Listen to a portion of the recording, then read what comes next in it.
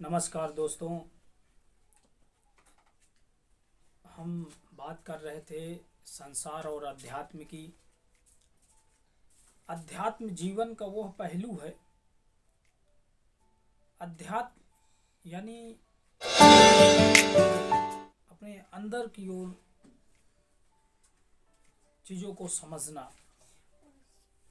संसार वो जो बाहरी चीज़ें और अध्यात्म जो अपने आंतरिक चीज़ों को हम समझते हैं। आंतरिक चीज़ें जैसे मन हो गया,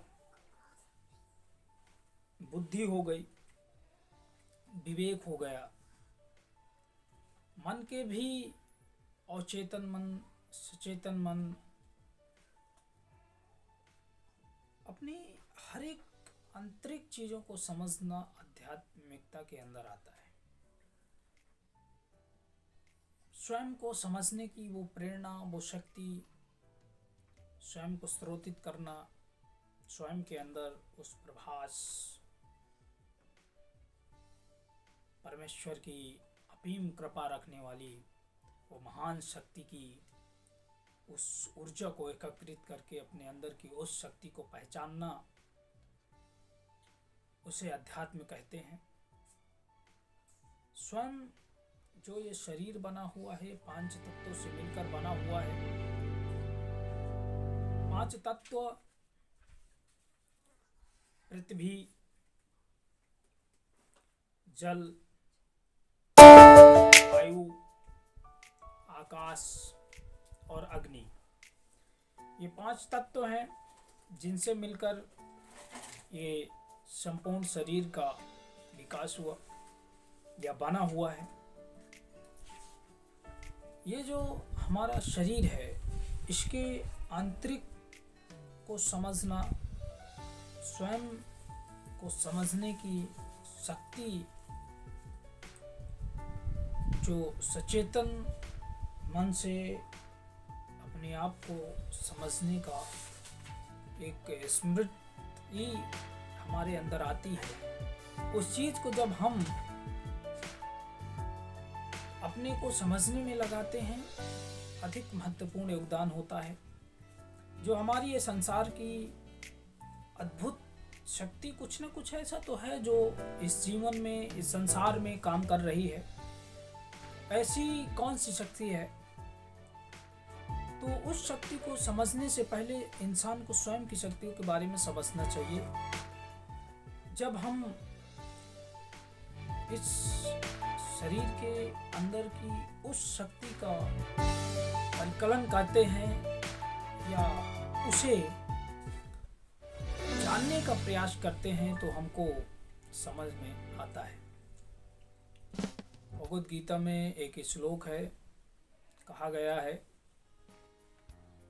नयनम छिदन्ति शस्त्राणि नयनम दाहति पावकः न चैनम कलिंत्यपो न शोष्यति मारुतः। नयनम छिद्रन्ति शस्त्राणि, ये जो हमारे शरीर के अंदर जो आत्मा है, इस आत्मा को न शस्त्र काट सकते हैं। नयनम दाहति पावकः, न इसको अग्नि जला सकती है। नयनम छिदन्ति शस्त्राणि नयनम दाहति पावकः न चैनम कलिंत्यपो न शोष्यति मारुतः। न इसे जल भिगो सकता है और न वायु से सुखा सकता है। ये अजर और अमर है। बस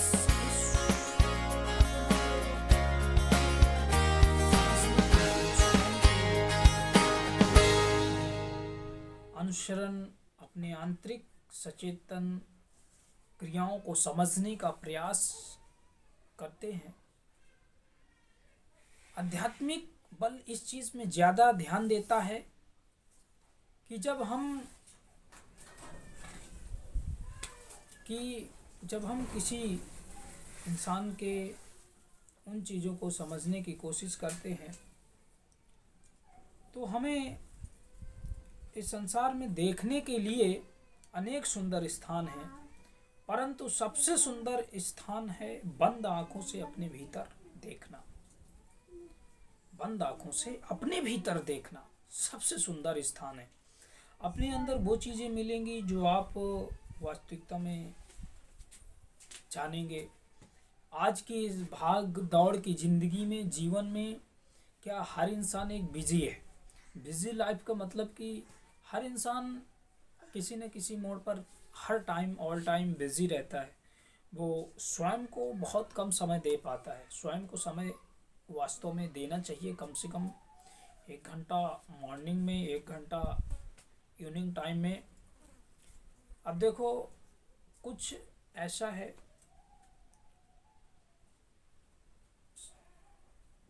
कुछ विज्ञान के ऊर्जा का सिद्धांत है। ये हमारी जो ऊर्जा है, इस चीज़ को हम समझने का प्रयास कैसे कर सकते हैं। ये जो देखो, ऊर्जा हमें मिलती कहाँ कहाँ से है, ऊर्जा का सिद्धांत, ऊर्जा हमें आती कहाँ से है, इस शरीर में ऊर्जा का स्रोत क्या है, कैसे काम करती है, वो कहाँ कहाँ से अगेन करती है और हमारे शरीर को चलाने में बहुत योगदान देती है। सबसे पहले भोजन से ऊर्जा मिलती है हमें। भोजन के बाद नींद से ऊर्जा संग्रहित होती है। नींद में ऊर्जा जो है संग्रहित होती है, जागरण में खर्च होती है। जो जागते हैं जितनी टाइम हम, ऊर्जा जो है उसमें खर्च होती है। प्राणायाम से जागती है, जो सोई हुई ऊर्जा होती है वो प्राणायाम से जागती है। धारणा से केंद्रित होती है, धारणा से केंद्रित होती है।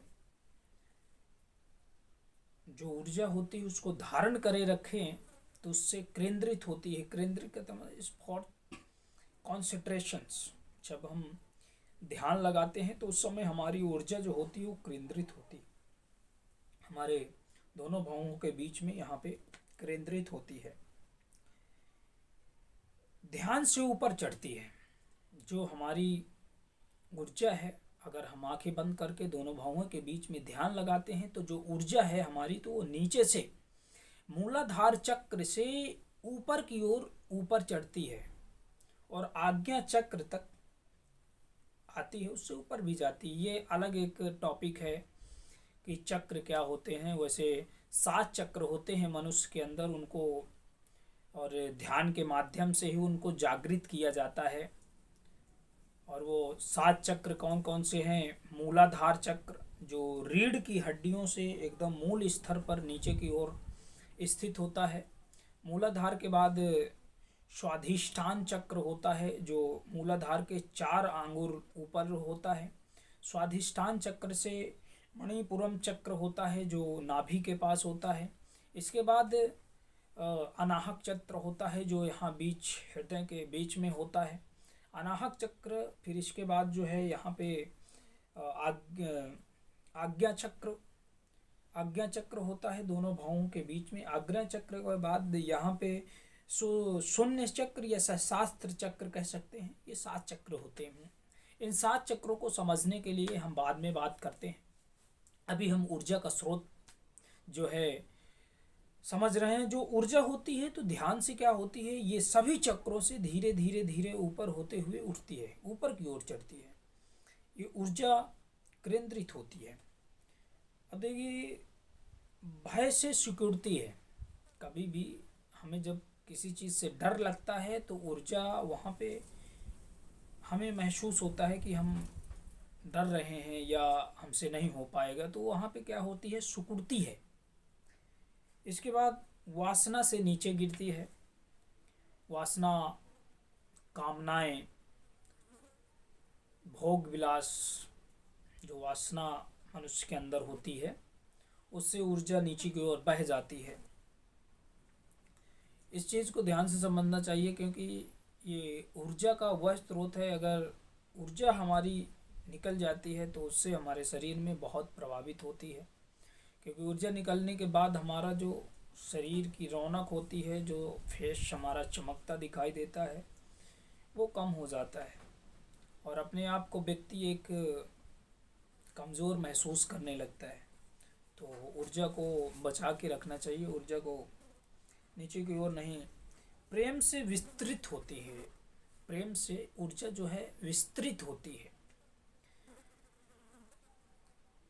जो हमारी ऊर्जा है और समाधि में विराट के साथ एक होती है। जब हम ध्यान से